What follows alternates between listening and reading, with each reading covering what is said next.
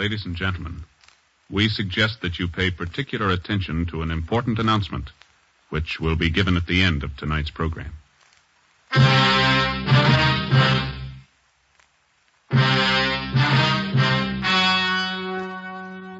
story you're about to hear is true.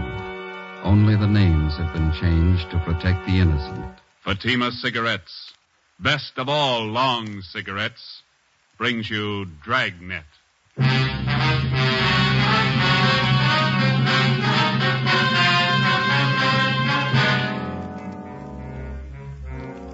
You're a detective sergeant. You're assigned to Personnel Division. A resident of your city files a report of robbery and assault. The suspect, a rookie police officer. Your job, arrest him. If you want a long cigarette, smoke the best of all long cigarettes. Smoke extra mild Fatima. Yes, Fatima is the king-size cigarette, which contains the finest Turkish and domestic tobaccos, superbly blended to make it extra mild, to give Fatima a much different, much better flavor and aroma than any other long cigarette. That's why Fatima has more than doubled its smokers coast to coast. Enjoy extra mild Fatima yourself. Best of all, long cigarettes. It's wise to smoke extra mild Fatima. It's wise to smoke extra mild Fatima.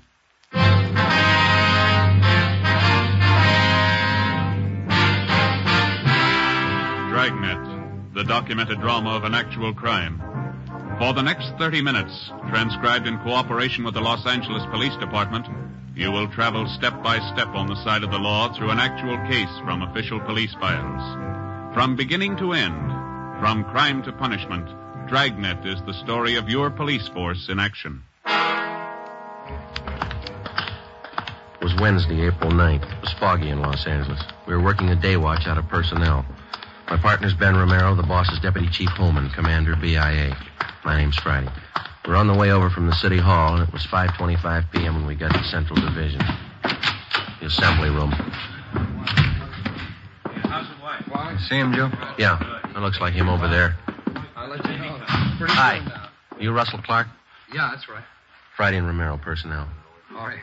Lieutenant Drummond over at BIA would like to talk to you. All right. When do you want to see me? Right now. Okay. Wait till I get the cap.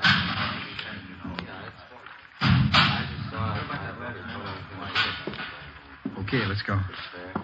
What do they want to see me about, you know? Drummond will tell you. Okay.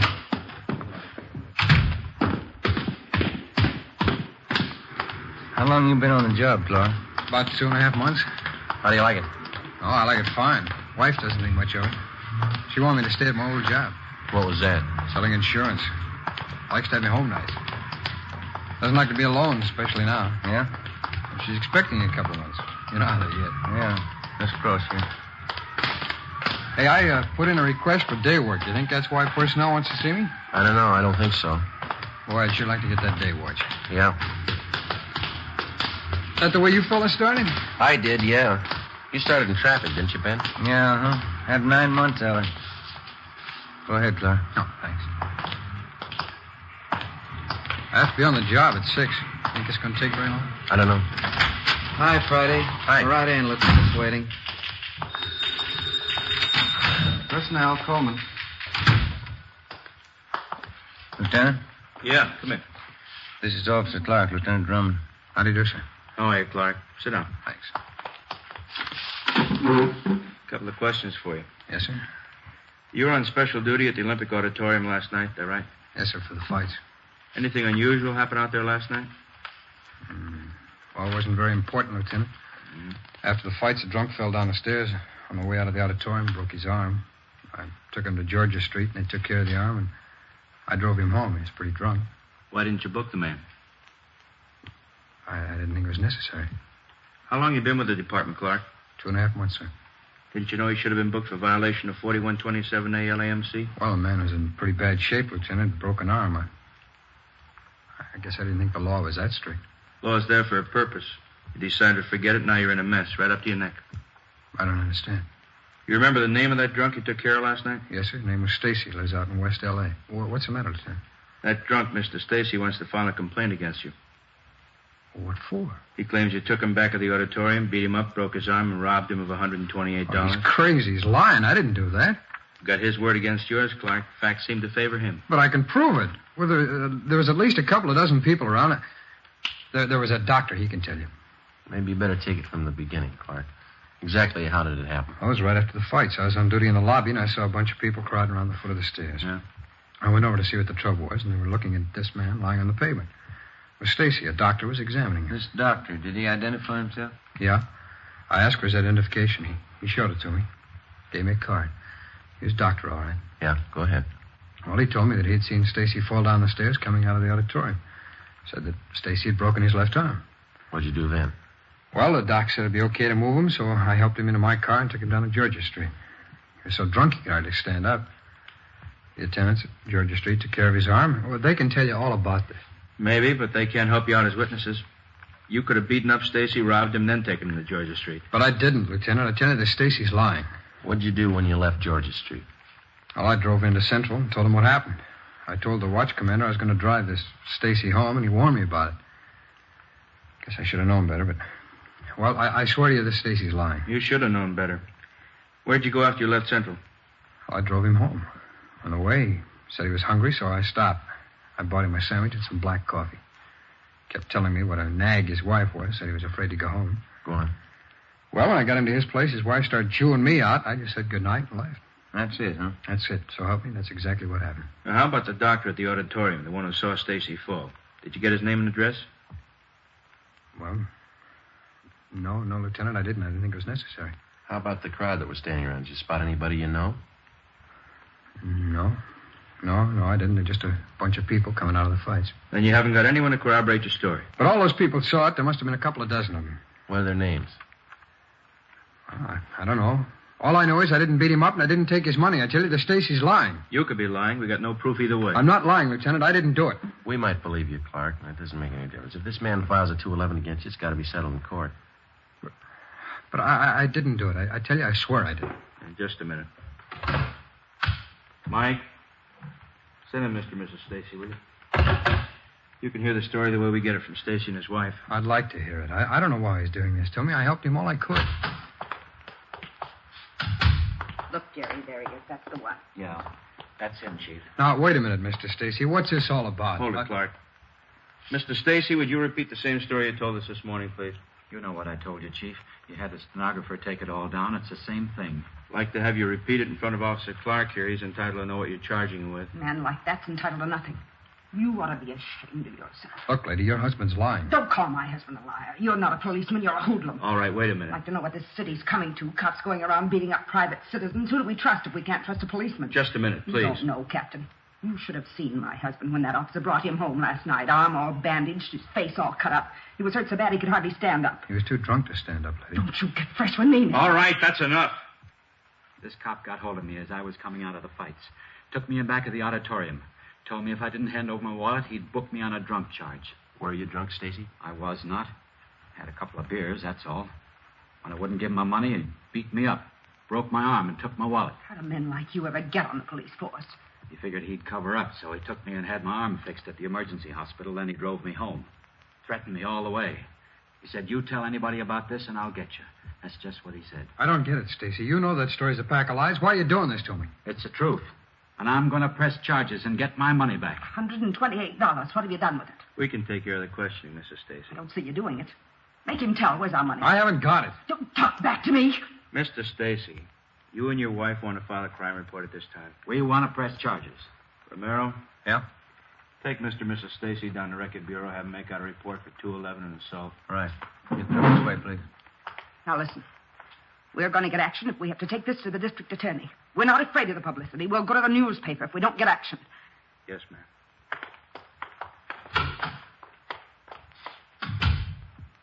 What's it, Clark?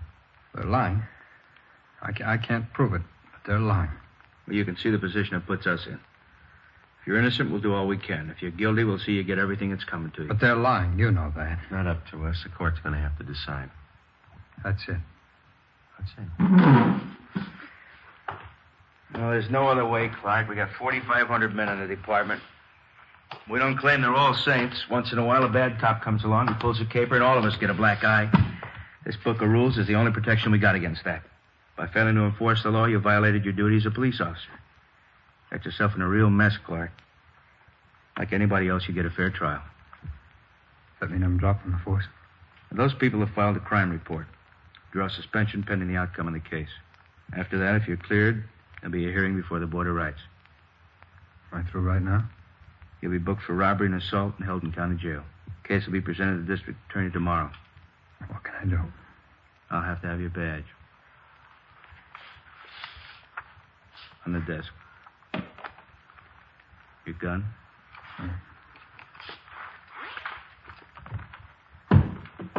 ID card? Yeah. On the desk. Yeah. All right, Joe, that's it.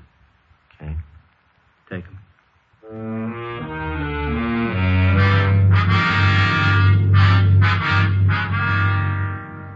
6 p.m. Ben returned to the office, and together we took Rookie Police Officer Russell Clark across the street to the Hall of Justice. At the county jail booking desk on the 12th floor, he was booked on suspicion of 211 PC and assault with intent to do great bodily harm. He was lodged in the cell block. Investigating charges against a police officer involves exactly the same procedure as cases where private citizens are concerned. Prove the suspect innocent or guilty. That's the job. If Clark was innocent, it looked like there was only one way of proving it. That was somehow to find the unnamed doctor who was supposed to have seen Stacy fall down the auditorium stairs and then examined him afterward. If Clark was guilty, we had to find proof that his story about Stacy falling downstairs was a lie. Besides that, we had to find evidence that he beat up Stacy at the rear of the auditorium that night and that he robbed him of $128. Thursday, April 10th. Ben and I checked in for work at 7:45 a.m. and found a message from the jailer on the phone board. Clark wanted to see us right away. We met with him in the county jail, interview room. How you doing? Not too bad. Don't let it sour you, huh? Sergeant, you really think I rolled that character? Come on, tell me the truth. We checked you out. Good family. You got a fine Army record. No, we don't think you did it. I just can't understand why he picked me out. I tried to help him all I could. Then he walks in the next day with a framed story like that. You got any idea why Stacy would pull something like this on you? I don't know. I'm worried, Sergeant. Believe me, I can't afford to sit here missing my pay. We live pretty close to the budget with a baby coming. I'm worried about the wife. I just don't know what to do. Are you sure you told us everything about this that you remember? Well, that's the one reason I wanted to see you. I didn't sleep much last night. I kept trying to remember the name of that doctor. Yeah? I remember once he did mention his name, and then when I asked for his identification, he showed me one of his cards. Any idea what his name was? Well, I'm not sure, but as I remembered, it was some kind of a Swedish or Norwegian name, something like Johnson, Tollefson, something with a son on the end of it. It's on that card.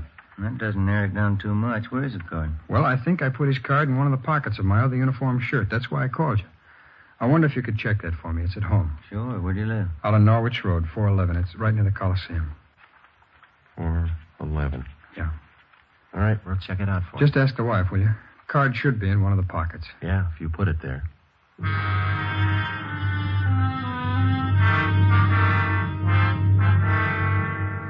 Ben and I left the interview room at the county jail and drove out to the home of Officer Clark on Norwich Road. We introduced ourselves to his wife and told her what we were after. Her eyes were red and looked like she'd been crying. She asked about her husband. We told her he was all right. They're making a terrible mistake, Sergeant. Russ never did anything crooked in his life. He didn't do it. I know he didn't. We'll do everything we can to straighten it out, Mrs. Clark. The court will have the final say. I knew Russ shouldn't have left his insurance job. I just knew it, all this trouble. How about that shirt that your husband told us about, the one he wore that night at the auditorium? Oh, yes, his other uniform shirt. Mm-hmm. Can we see it, please? Oh, yes, certainly. It's right this way, back in bedroom. What's so important about the shirt, Sergeant? Your husband told us that there might be a card in one of the pockets. Might help clear up things. Well, it should be hanging up here in the closet. I always like to keep Russ's shirts on hangers. He keeps them much nicer looking. What's the matter? This morning I sent it to the cleaners.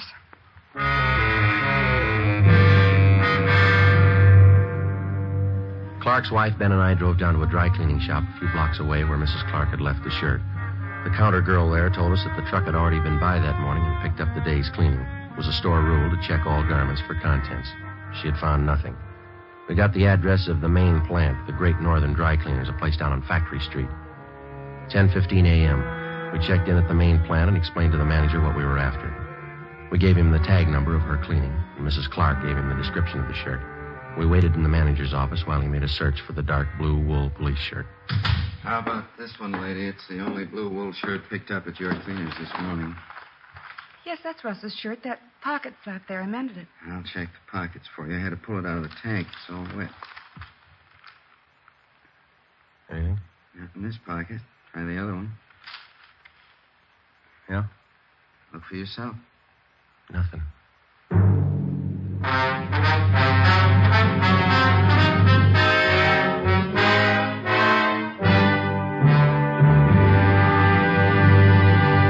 You are listening to Dragnet, the case history of a police investigation, presented in the public interest by Fatima Cigarettes. If you smoke a long cigarette, it will be in your interest to listen to a typical case history of a Fatima smoker. It's the case of Northwest Airlines stewardess Jean Madsen. This is her actual signed statement. There's one thing I really look forward to after a long flight. A good, mild smoke. That's why I prefer the new king-size Fatima. It's milder than any other long cigarette I've tried. Yes, I agree. It's wise to smoke extra mild Fatima. And so do more and more smokers every day. Actual figures show extra mild Fatima has more than doubled its smokers coast to coast. So enjoy extra mild Fatima yourself. The king-size cigarette, which contains the finest Turkish and domestic tobaccos, superbly blended to make it extra mild. You will prefer Fatima's much different, much better flavor. You will agree. It's wise to smoke extra mild Fatima. It's wise to smoke extra mild Fatima. The best of all long cigarettes.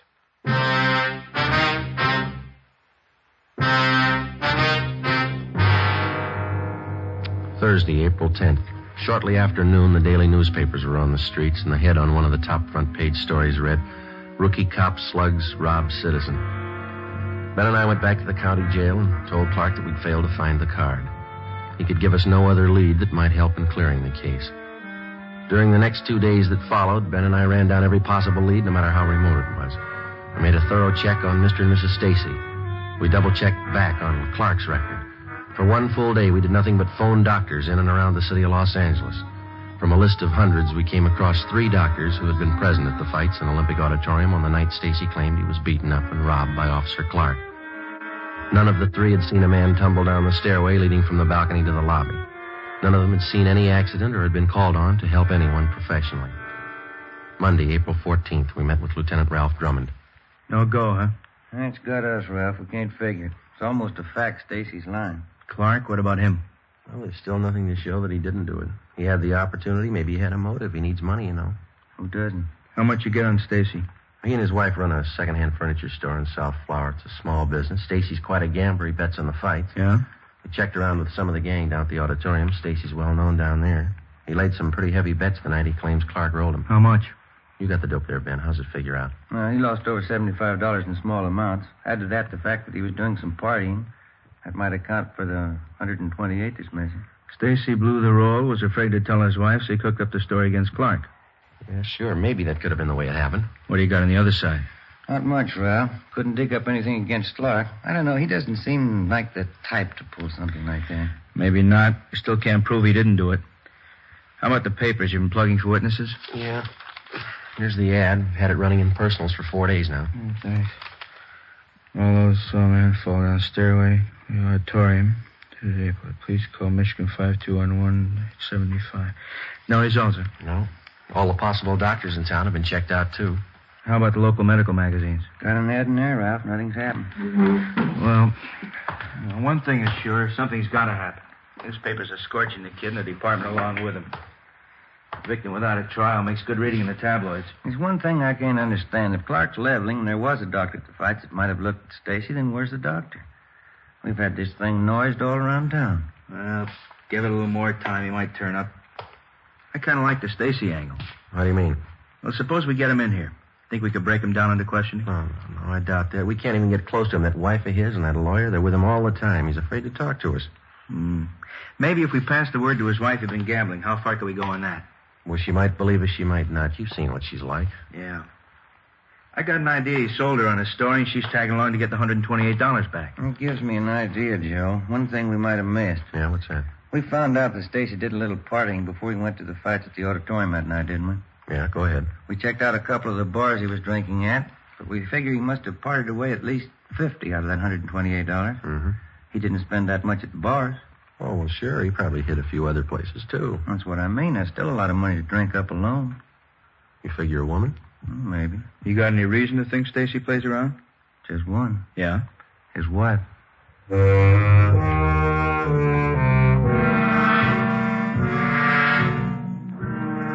Monday, 1 p.m. Ben and I started a canvass of bars and small nightclubs in the general area around the Olympic Auditorium. We started with those where Stacy was a regular customer. We failed to turn up any leads. Either the bartenders refused to tell us or they had no knowledge of Stacy's running around with other women. We kept at it. Another day passed. 2 days. Nothing. One of the newspapers started a campaign against the brutality of police officers. On Thursday, we got a tip from a bartender at a place out on Washington Street, the Brown Cow.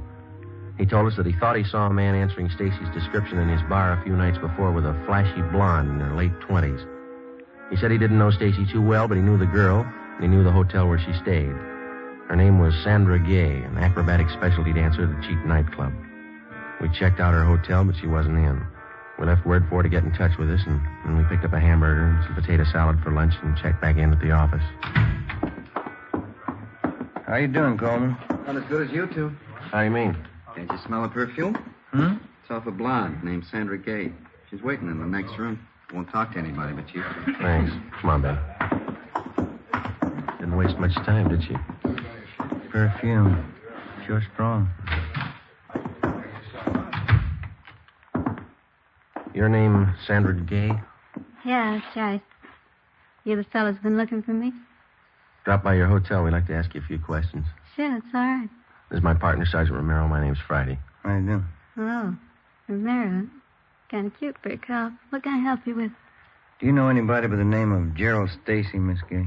Gerald, yeah, I hate that name. Do you know any man who calls himself that? No, I think that's a terrible name for a man, Gerald.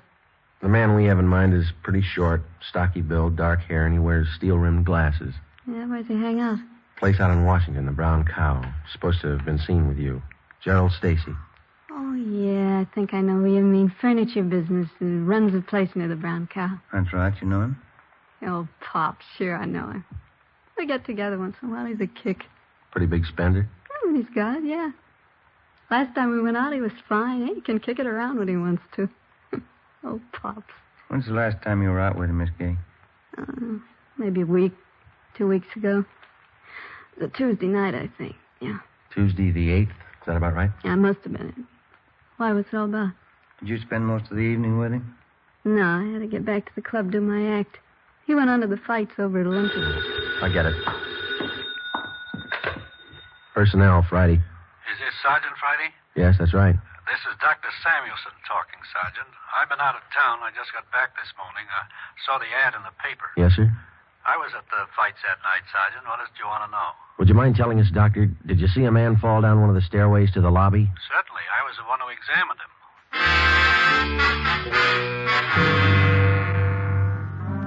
5 p.m. Mr. and Mrs. Stacy were called to Lieutenant Drummond's office. Arrangements were made to have Officer Russell Clark brought over from his cell in county jail.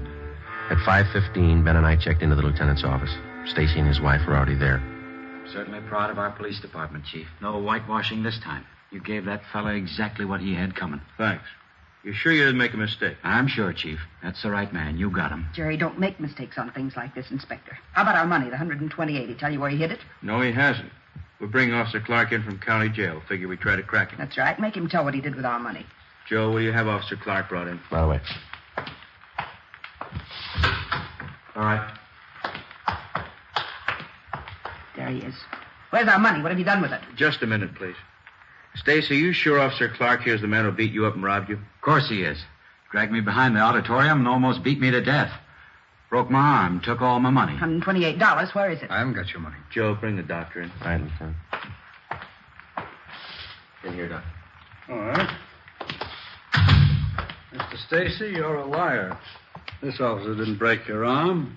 I saw you fall down a flight of stairs at that auditorium and break your own arm. I examined it. Jerry, who is this man?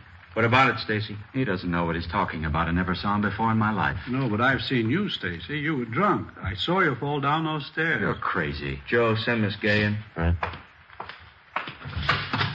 All right, Miss Gay. Sure strong perfume. You recognize any of these people, Miss Gay? Hello, Pops. I don't know you. Don't you remember the perfume? You give it to me. Who is this woman? Just a friend, honey. All right, Stacy, now let's have it straight. It was all a mistake. I don't want to make trouble for anybody. It wasn't this cop's fault. I don't want to make any trouble. What about this woman? It was all a mistake, believe me. You took that money, Gerald. You spent it on her. Now, wait a minute. Causing all this trouble, squandering our money. After all I did for you, you're no good. This time I'm through. All right, Clark, let's go. Okay. Well, that's it. I don't know how to thank you, fellas. And the doctor's the best friend you got. Yeah? Yeah, I better call her wife. She'll want to know. Friday, phone message for you here. Oh, thank you. From your wife, Clark. Yeah? She found that doctor's card.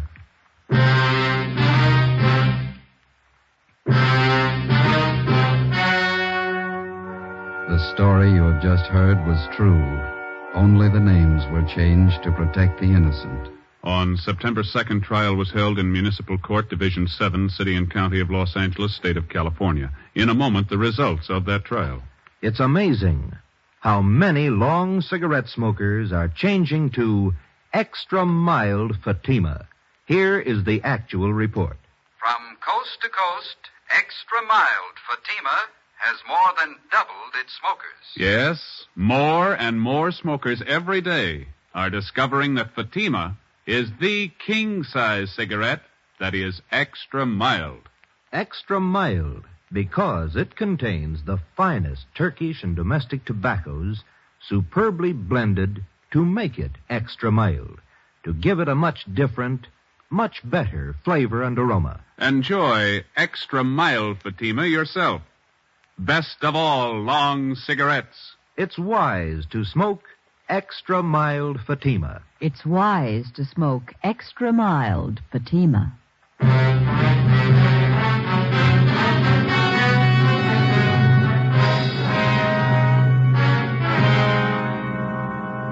Gerald Stacy was tried on charges of filing a false crime report. He was convicted under Section 5250 LAMC and served his term as prescribed by law. Officer Russell Clark was returned to duty with full back pay.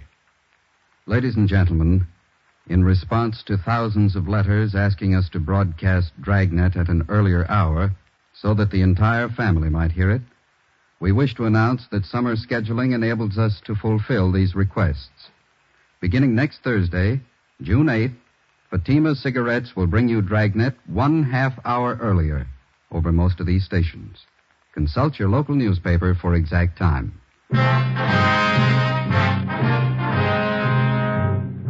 You have just heard Dragnet, a series of authentic cases from official files. Technical advice for Dragnet comes from the Office of Chief of Police W.A. Wharton, Los Angeles Police Department.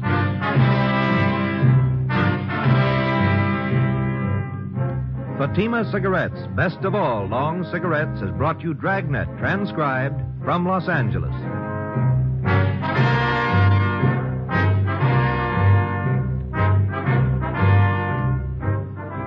Hear your favorite Jack Birch tomorrow on NBC.